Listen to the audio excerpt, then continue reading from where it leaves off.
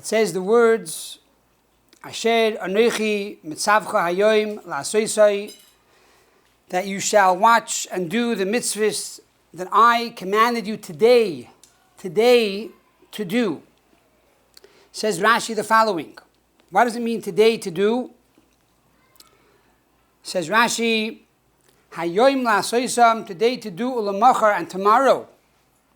What do we do tomorrow? La'olam haba, in the world to come. In the world of the coming of Moshiach, the resurrection of the dead, liktel sucharim, to take your reward.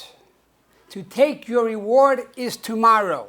Today you have to work. Today it's about doing the mitzvahs, to do the right thing.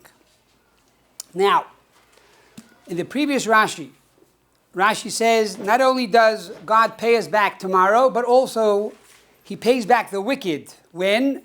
B'chayav, in their life. Wicked people, God rewards them here in this world. Mishalim loy gumul loy atoiv. He gives them whatever they deserve for all the good deeds they did. Why? In order that they lose their share in the world to come. So sometimes when righteous people suffer, and you ask why they're suffering, so the common answer is that God is holding your reward for the world to come. Because there, the reward is much greater. And on the contrary, wicked people receive all the reward here in this world. However, the real question is there reward in this world for our good deeds? Let us analyze this on 5 levels. Pshat, Remez, Drush, Chassidus. We start with Rashi. It seems from Rashi, by the fact that he says that today we do, but tomorrow we receive the reward, that according to Rashi, you don't get reward in this world. However, when we analyze the terminology of Rashi, you will see that according to Rashi, you do get reward in this world as well. Because the Gemara in Eruvin tells us tomorrow we are going to receive the reward. A similar Gemara in Avodah Zarah says that tomorrow we are going to take the reward. Now, what's the difference between receiving reward and taking reward? The difference lies in the fact whether or not we believe that there is reward in this world. And we'll soon get back to it. The remez, what is the hint? The hint is that today we have to do the mitzvahs. Once we die and you go to the world to come, it's too late. Once Moshiach comes, it's too late. In Hayoim Yom, the Rebbe writes, when Moshiach is going to come, we are going to regret the days of exile. We are going to regret the opportunities that we had now to do mitzvahs. Because then it's going to be too late. The bank is going to be closed. Now is the time that we have to make the deposits. Now is the time that we need to do the good deeds. Once we pass away, it's too late. Now,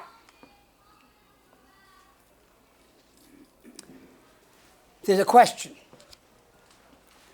When Mashiach comes, and there's a resurrection of the dead, and we come back to this world, and it's going to be a world of reward, what is going to be the challenge? Today, every day we have to make decisions, we have challenges, and when you overcome the challenge, you feel great about yourself. When Mashiach comes, seemingly there won't be any challenge. So it's going to be boring. It's true, we'll have all the blessings, all the pleasures. It's going to be an amazing, amazing world. We won't have to work. We'll be at the Bahamas having Bahama Mamas all day. But the bottom line is, a person who is really a deep person and a very holy person, a spiritual person, is going to ask the question, but we want to do something. And the answer is, Rashi tells us that when Mashiach will come, we're going to have to take the reward. That is going to be the avodah. We're going to have to take the reward when Mashiach comes. It's not going to be given to us. We're going to have to take it. And that's going to be the challenge. And this is hinted in the very first part of Genesis, where it says God put Adam and Eve in the Garden of Eden to do what? La'avda, to work there. In the Garden of Eden, they had to work. Yes, we have to work, litoil, to take our reward. Now, what does that mean? There are two levels of reward. There's the level of being mekabel, the reward, receiving the reward, and taking the reward. When we say that we are receiving the reward, then it's upon the giver to give the reward.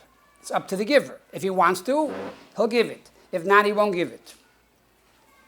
But when we say we take the reward, it means that it's based on the receiver. We have to be active. We have to claim the reward.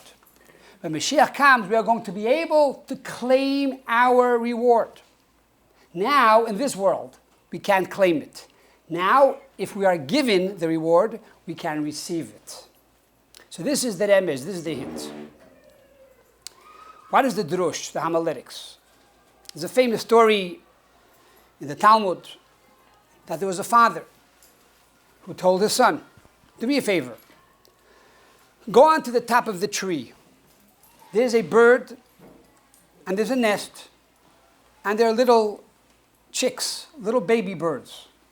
I want you to shoo away the mother bird and take the little babies and bring it down to me.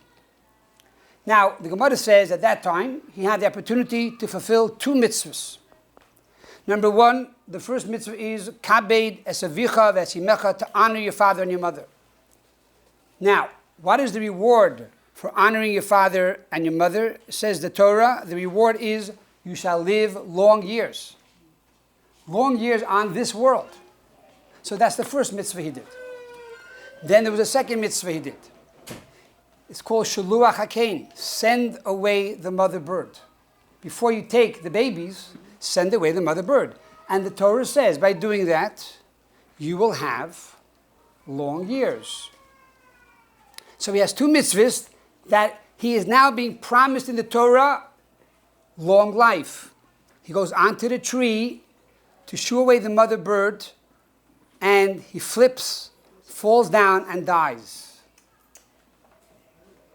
So now we have a problem here. The Torah says you're going to have long years.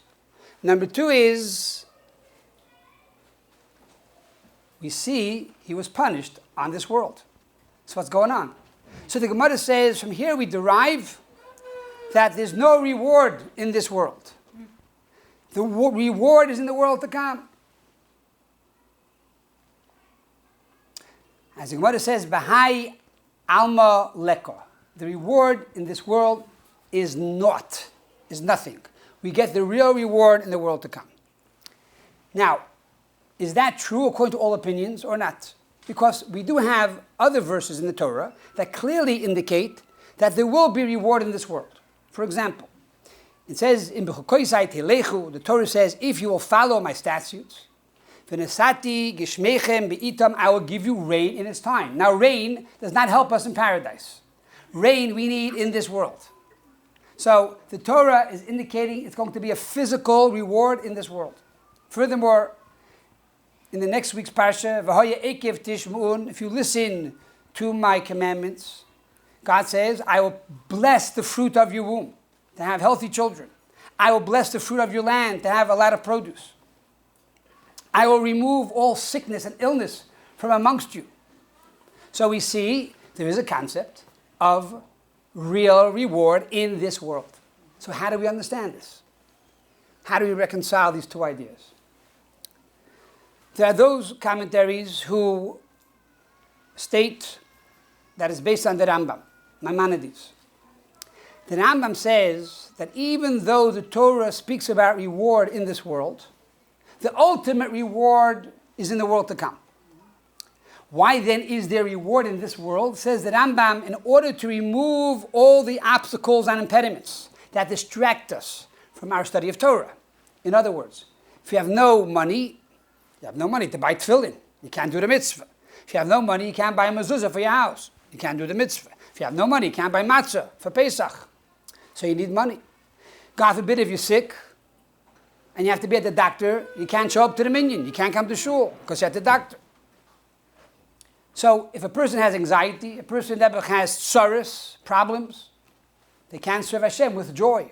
So the Rambam says the reward in this world is not real reward. It's reward that removes all the obstacles. And therefore, the ultimate reward is the world to come. But there is some sense of reward here as well, but it's not the real reward. However, Rashi, who's the classic commentary of the Torah, the logician of the Torah, who is talking to a 5-year-old child, does not make any mention of this statement that there is no reward in this world. If that is the case, when the Rabbi, the teacher, is teaching his class, the 5-year-old children, and the teacher is now learning with them the Torah, according to Rashi, we believe there is reward in this world. So how then do we understand the concept that there is reward in the world to come? Or how do we understand this Gemara? That the person died from doing the mitzvah. And that is why Rashi chooses the terminology of litoil and not lekabel. Rashi chooses the terminology, and that is to grab the reward, not to receive the reward. In other words, there are two aspects of reward. One is to receive it, lekabel, and that is primarily in this world. However, when it comes to receiving, it's possible you're not the right receptacle to receive it. In other words, Rosh Hashanah, on New Year's, God promises or writes in the book of life, you're going to have this year $1 million, or you're going to have a healthy year, and unfortunately, for some reason, you didn't get it. Because when there's a blessing that comes from heaven down to this world, the blessing has to go through all the worlds, and each world has a toll. Sometimes it passes through that toll, and sometimes the toll is closed. It won't actually make it down here. That's when we talk about the kabel, to receive the reward. So yes, you can get reward in this world. And we bless each person with banei and chaye and mezoinei, kule deviche, that you should have children, and healthy life, and long life, and parnasa, money, a lot of money. And all of them should be in overabundance. And yes, we believe you could get reward in this world. But sometimes the vessel is broken. For some reason, you didn't make the proper vessel. You ruined it somehow. But can you get reward in this world? Absolutely, according to Rashi. And then there's a concept in the world to come that we have the power to grab the reward, to claim the reward. We become the master over the reward. In this world, we're not the master. We are the recipient. In the world to come, there's a concept of being the master and actually accessing and claiming your reward. Why the child died? The Talmud says he had bad thoughts, he had other desires when he did the mitzvah, he didn't do it for the right reasons, etc., etc. They give different explanations of why he passed away. But according to Rashi, you do receive reward in this world for honoring your parents. And you do receive reward in this world for shooing away the mother bird. What is soid? What is the esoteric? We explained there's a difference in terminology between receiving reward and claiming your reward. How do you understand this according to Kabbalah? According to Kabbalah, receiving the reward is only on the level of memali kol almin, a limited light, the finite light. For example, paradise. Paradise, where the souls travel to after one dies, is only a very limited reward. Gan Eden is a very limited reward. It says God created paradise with the letter Yud. It's a very small letter. Now it's true that paradise is a great place. People are dying to get there. And more than that, we say that the greatest pleasure in this world, listen to this, is only 1/60th of the pleasure of paradise. So paradise is not a bad place to go for a resort, for a vacation. But it's not the ultimate reward. Paradise is only memalik kol almin, the finite light. And that is something we receive.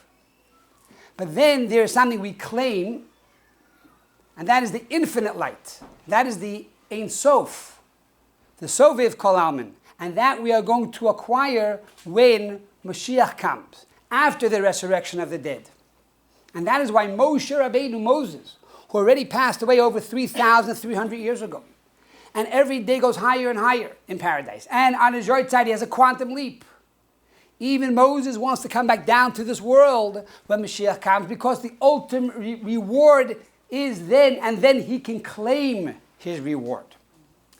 Another way of looking at it, to receive reward today, it goes through a Beth Din. You got to go to court. If you have a good lawyer, you do better. If you have a bad lawyer, it's not so good. If the jury is out, it could be better. If the jury's in, it could be worse. It's based on the courts. If you have a nice judge, you get more. If you have not a nice judge, you get less. That is when we are recipients of the reward. Now, the world to come is called the day of Shabbos. Yom shekuloi Shabbos Menucha l'chayei lamim. Every day will be Shabbos. Now, on Shabbos, the courts are closed. On Shabbos, the judges don't work. So then, there's no impediment. There's no limitation. We can now go claim our reward. This is the concept according to the esoteric. What does Chassidus say? There's a fundamental question. When we talk about reward and punishment, listen very carefully. Is reward and punishment something which is natural or supra-rational? Is it nature or is it miracle? In other words, there are two ways to look at it. If I eat bad food, I'll vomit. Is that a miracle? No, it's natural. You ate bad food, you react in a negative way. So, I had a congregant who told me that he once, as a young teenager, sinned, and he had lobster, and he came home and he vomited. It was a natural response. A Jewish body cannot handle lobster. Now, you put your hand into an electric socket, you're going to get a shock. Is that a punishment? No, it's natural. Is that a miracle? No, it's natural. Do not put your hand into the socket. Now, the same is true spiritually. When a Yid does a mitzvah, he keeps Shabbos, they keep kosher, they're healthier, they live longer, they have all the blessings. Why? It's not a miracle. This is nature. If you do these things, automatically you're going to be healthy. If you exercise, you'll feel good. If you eat, you feel strong. You fast all day, you feel weak. You go to sleep, you're good. You don't sleep, you're tired.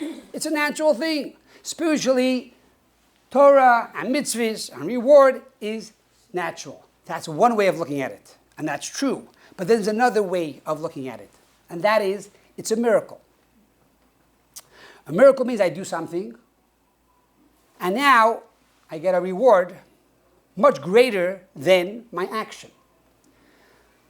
I'm a contractor, I'm a painter. I get paid by the hour. If I painted more, I painted less. As long as I move the brush, I get paid. I get paid. Is that a natural response? No, it's a miracle. I didn't do too much and I got a lot. Now, truthfully, the same is true on a spiritual level. When we do mitzvahs, when we do good deeds, God rewards us in a miraculous way. That the reward is many, many times greater than our action. It's infinite compared to our finite act. And therefore there is a concept of a miraculous reward, not only a natural reward. And this is really the reality in our daily life between now and the coming of Moshiach. They're both true. Now, in this world, the reward is that we are mekabel. We are receiving the reward. It's a natural reward. You're doing the right thing, you're going to have reward. You do the wrong thing, you're going to feel it. Not because God is a bad God. God doesn't take revenge. God doesn't punish you. If you're going to eat bad food, you're going to have a stomach ache. It's very simple.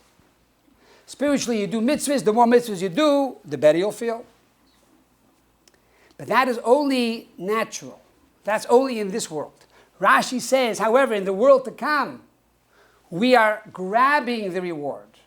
We are claiming the reward. Why? Why do we have to claim it for? Why do we have to grab it? Because the reward is going to be so great. It's going to be so amazing, so infinite, that the more we grab, the more we're going to have. So it's up to us to actually claim that reward and take that reward and work every day on taking more and more and more. And that is the reward of Tchias HaMesim. This will take place after the coming of Moshiach. So, in short, is there reward in this world? According to Rashi, yes. There is reward in this world. Is there reward after Mashiach comes? Yes. The difference is, in this world, the reward is finite, and then the reward will be infinite. And I want to end with this following story. It happened this morning. A congregant came over to me this morning and said to me, unfortunately, his grandfather passed away. He said, Rabbi, I want to tell you the following story. 2 weeks ago, my grandfather was rushed to the hospital. And the doctor told my parents, it's over, he died. And a few minutes later, he came back to life. They send him back home. He tells the following experience. He said, I died. I went to heaven. I saw this tremendous light, like this. I saw this light, and the light pulled me in. It's like a tunnel. It was warm, and I wanted to go. And I came there, and they said to me, tell me the last verse in the Torah. And I said to them, the last verse talks about Moses, the passing of Moses, and all the miracles he did to the eyes of all the Jewish people. And they said, yes, you're right. Your name is Moses. So they had a sense of humor. They asked me to say my name, but they did it through asking me to recite a verse in the Torah, which I did. Then they put me in a waiting room. And there were people I knew there. I said hi to my friends, And each group in the waiting room had a different rabbi who was like the manager handling those people. And they were all tense because they were waiting to go to paradise, and they knew there's a judgment and things like that, so they were a little nervous. And then I'm waiting, and my turn came. And they said to me, I want to show you something. And they began to show me pictures of my funeral. I saw who was there, who didn't show up. And then they showed me that my spot is not near my wife's spot. I was very upset. It bothered me. I felt the emotion. That my plot was not near my wife's plot. I was very upset about that. I'm about to walk in. He said, no. Your time has not come. You're going back down. So I said, no, I don't want to go back down. I like it here. It's nice and comfortable. He said, no, you have no choice. You have to go back down. So I came back down, and here I am. Now, the family thought he was totally out of his mind. You were hallucinating. So they checked up with the cemetery, and they actually saw, for some reason, his plot is not near his wife's plot. It was in the same area, but for some reason, it was marked off somewhere else. They had the ability to change it. And they made the corrections, and now they made sure that his plot is right near his wife's plot. Wow. Furthermore, his son says, Dad, do you owe anybody money?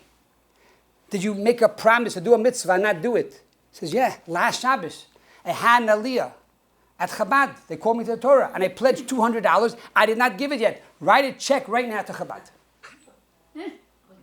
And they wrote right away the check to the synagogue. And then, unfortunately, this morning, he passed away. And his grandson told me the following. He said, you know what? Each moment counts. Hayoim la'asoisam. Today is the day we have opportunity to do mitzvahs. You can't take your money with you. You can't take your jewelry with you. You can't take your clothing with you. All you can take with you to that world is your good deeds. There's no such thing, I'm doing too many good deeds. The more you do, the more you get. And the reward is infinite. Infinite reward. So if good is good, isn't better better? If I gave you $1 million, you say thank you. If I gave you another 10 million, no, don't, have enough, have $1 million. 10 million, 100 million, 1 billion, 10 billion. In the world to come, the reward is infinite. Yet, it's based on our actions today. God is giving us another moment to live. It's another opportunity. We have to use that every moment wisely to make the world a better place. So we hope and pray that today should be the last day of Golus, the last day of exile. And tonight, as we enter into Tisha B'Av, which on one hand is considered to be the saddest day on the Jewish calendar, should be transformed to the greatest day of the Jewish calendar. As the Gemara tells us that on the day of Tisha B'Av itself was the day that Moshiach was born. So this is Mashiach's birthday. Mazalei Goiver, his power, his mazel is very strong. So we hope and pray that this today will be the last day of exile, the first day of redemption, and to see the rebuilding of the third Beis Hamikdash. B'mheira b'yameinu, amen.